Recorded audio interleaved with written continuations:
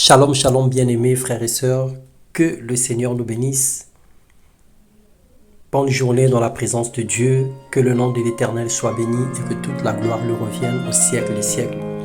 Ce matin, nous allons partager la parole de Dieu. Bienvenue dans notre partage quotidien Living Word sous le thème la Bible, appelée encore la parole de Dieu. C'est quoi la Bible? Qu'est-ce qu'elle contient? Et pourquoi est-ce que nous devons la faire dans confiance? Nous allons partager dans un court instant les textes qui nous démontrent ou qui nous emmènent à aimer cette parole, à aimer ce livre qui est enrichissant, ce livre qui est bénissant, ce livre qui est un livre magnifique. Un livre qui a été combattu de siècle après siècle, un livre qui a été menacé de disparition, mais puisque ce n'est pas l'œuvre d'un homme, puisque il n'a jamais eu un auteur précis, et alors l'œuvre de Dieu subsistera à jamais. Nous lisons dans 2 Timothée 3, les versets 16 et 17, il est écrit « Toute écriture est inspirée de Dieu et utile pour enseigner, pour corriger ou refuter dans certaines versions, redresser et apprendre à mener une vie conforme à la volonté de Dieu.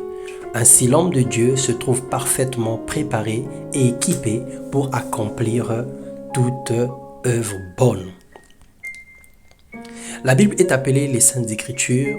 Elle est aussi appelée la parole révélée de Dieu. Elle nous enseigne comment Dieu a créé l'univers et tout ce qu'il contient. Elle nous parle de ce qui s'est passé, de ce qui se passe actuellement et de ce qui doit se passer dans la suite de temps. C'est vraiment dans ces 3 contextes que la Bible demeure un livre original, ça demeure un livre inspiré et il n'y a aucun doute à cela que nous puissions l'appeler la parole de Dieu. Il y a des choses qui sont écrites il y a plusieurs siècles avant ce monde actuel, mais dont les vérités se découvrent jour après jour et dont les situations se dévoilent année après année et qui nous emmènent à respecter l'authenticité de ces paroles. Alors c'est donc un livre qui contient 66 petits livres, si on peut le dire, composés de 2 volets appelés les alliances, donc ancienne et la nouvelle alliance. L'ancienne alliance traite le contexte de la loi, de la création de la loi, les récits des événements passés, les œuvres poétiques, les actes prophétiques, et la nouvelle alliance est constituée des évangiles de Jésus, les actes du Saint-Esprit ou les actes des apôtres, les épîtres ou lettres des témoins de Jésus, puis la révélation de Jean dite l'Apocalypse. Dans Psaume 119, le verset 130. Elle fut écrite pour notre instruction, pour nous éclairer durant notre vie sur terre, durant notre pèlerinage. Mais c'est aussi le médicament et la santé pour notre corps, et le repas pour notre âme, et la vie pour l'esprit de l'homme. Selon Proverbe 4, le verset 20 à 22. C'est le manuel d'utilisation de la vie chrétienne. C'est le livre d'instruction qui nous montre comment est-ce que nous devons nous comporter dans la société. Comment est-ce que nous devons nous marier, comment est-ce que nous devons travailler, comment est-ce que nous devons respecter les autorités, comment est-ce que nous devons aimer Dieu. Et ce livre nous montre le contexte de notre appel ou de notre mission par rapport à la volonté de Dieu. La Bible déclare que ce livre de la loi ne s'éloigne point de ta bouche. Médite-le jour et nuit pour agir fidèlement selon tout ce qui est écrit, car c'est alors que tu auras du succès dans tes entreprises, c'est alors que tu réussiras. Josué 1, le verset 7 à 8. Les hommes sont en perpétuel combat pour la survie et la réussite.